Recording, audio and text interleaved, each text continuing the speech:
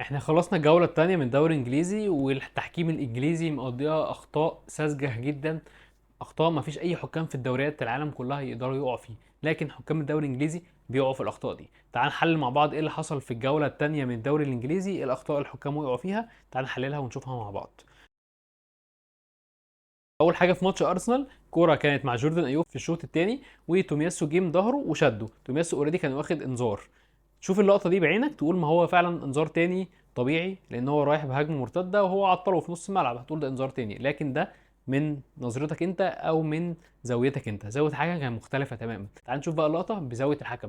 هنلاقي ان اللاعب وهو بيلف فقد توازنه، فبالتالي بعد خطوتين ثلاثه وقع. تومياسو ما لمسوش تماما، تومياسو لمسه بس لمسه خفيفه، ولا توقعه ولا تخليه يفقد توازنه ولا ياخد عليها فاول اصلا.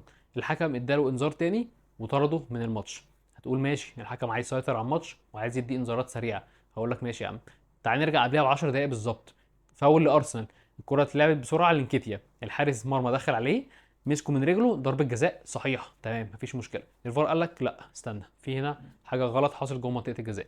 نرجع للقطه نلاقي ان توماس بارتي مسك لاعب كريستال بالاس، منعه من الوصول الى انكيتيا.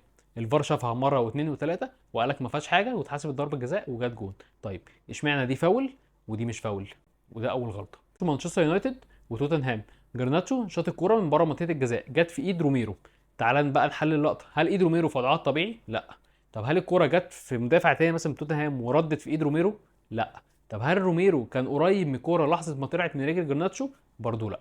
تعال نشوف الفيديو، هنلاقي ان جرناتشو كان بعيد خالص عن ايد روميرو، وايد روميرو مرفوعه تماما عن جسمه.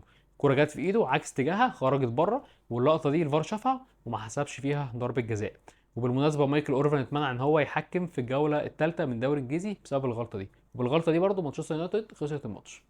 بالنسبه لتيشيرت نيوكاسل، التيشيرت ده جاي لي من فورزا فوتبول اونلاين ستور، تقدروا دلوقتي تعملوا الاوردر لاي فريق اوروبي بتاعك، الكواليتي بتاعتهم حلوه جدا. هسيب اللينك في اول كومنت والاوردر هيوصلك لحد باب البيت. الغلطه الاخيره لقطه كانت في ماتش ليفربول وبورنموث، الكوره اشتراك ما بين ماك اليستر ولاعب بورنموث. تشوف اللقطه دي اول مره تقول ما هو ماك اليستر رفع رجله فعلا وممكن ياخد عليها طرد.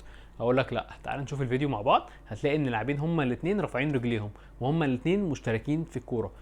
ماك اليستر رجله كانت مرفوعه اعلى من اللاعب التاني بشويه، لكن الحكم لو كان عايز يعاقبه كان يديله انذار بس. لكن الحكم في اللقطه دي اداله طرد مباشر من غير حتى ما يرجع للفار. ودي كانت اول غلطه من غلطات الحكام في الجوله الثانيه في الدوري الانجليزي.